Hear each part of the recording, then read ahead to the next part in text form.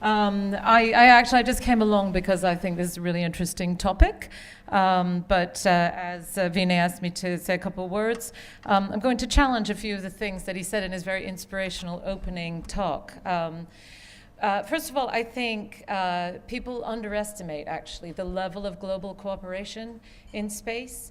It is actually the one domain, particularly from a science perspective, where countries who would not be seen talking together in any other environment collaborate very happily and easily.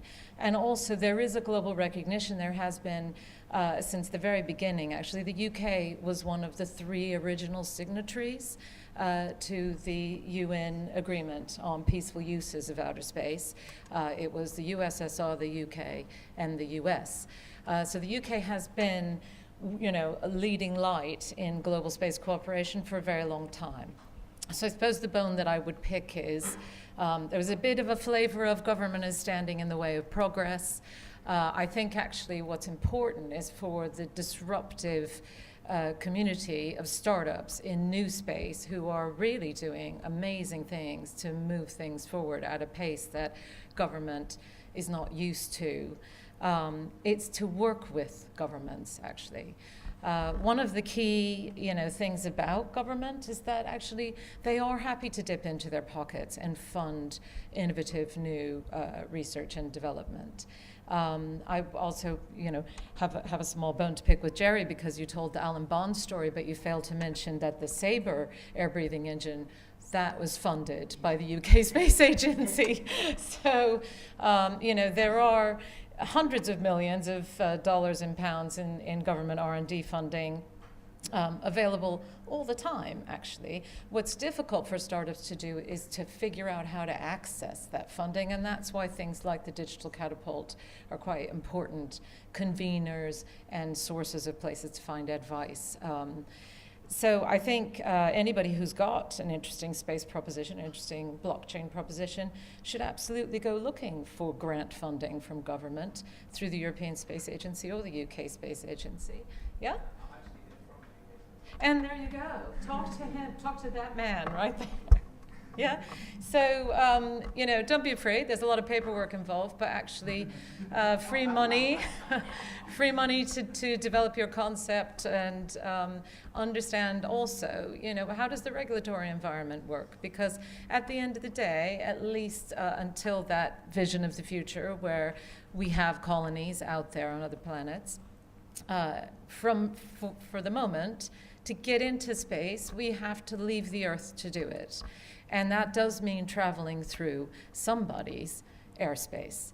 And in order to do that, you need to be sure that you have secured a license and demonstrated that you are going to be a responsible space citizen and you're not going to damage other people's assets when you're up there. Why does that matter? Because actually space is a pretty fragile operating environment. People didn't really understand that back in the day when those badly designed rockets with the payload on the wrong end went up, because they were, yes, designed to be disposable, but in a big explosive kind of way where lots of bits blew off all the way along. So today there is a catalog.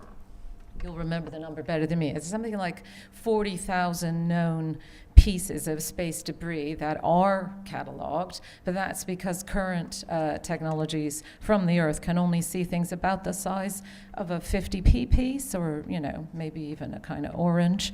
But the US is launching a new Sky Shield, which will scan for objects the size of,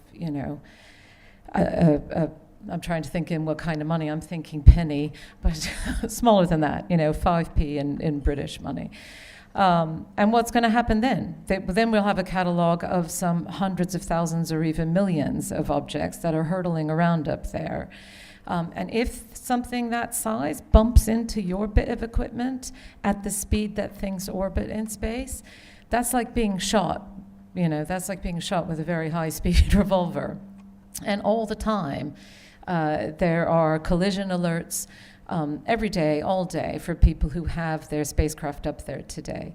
So, one of my favorite things, aside from, agreeing with Mariana Mazzucato about the importance of R&D funding from government to fund disruptive innovations. I mean, 90-some-odd% of the components in your iPhone were actually funded by the space program in the US, amongst other programs. I think it's, my big pet project is trying to figure out how can we move faster to a space traffic management solution. Space is by definition without borders, so there is no single authority up there.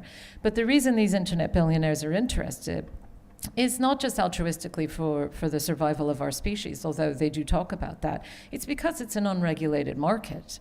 And so, they're done with the internet, and now they're looking at that next frontier, and it is a bit of a Wild West. So if we want people to operate responsibly up there, it's not that we have to plant flags, like back in the day, or the arguments that are taking place around the deep seabed and who owns those resources and things like that. It's that we have to encourage that global cooperation to protect the safe operating environment of space for all of the businesses who want to go out and do something new and different there, and for all of the people who want to save the species by, moving out off of our tiny, tiny planet. So I think one last thought that I want to leave people with is it's great to be doing the innovative tech, but let's not leave the considerations about ethics to after the fact. We're seeing today how social media is slowly coming to the realization that they can do great harm as well as great good. And I think it's really important that the ethics debate is happening up front before we have the Wild West frontier of all the cowboys out there in space doing whatever they want without realizing that they could be putting the future of the species in danger in a different way.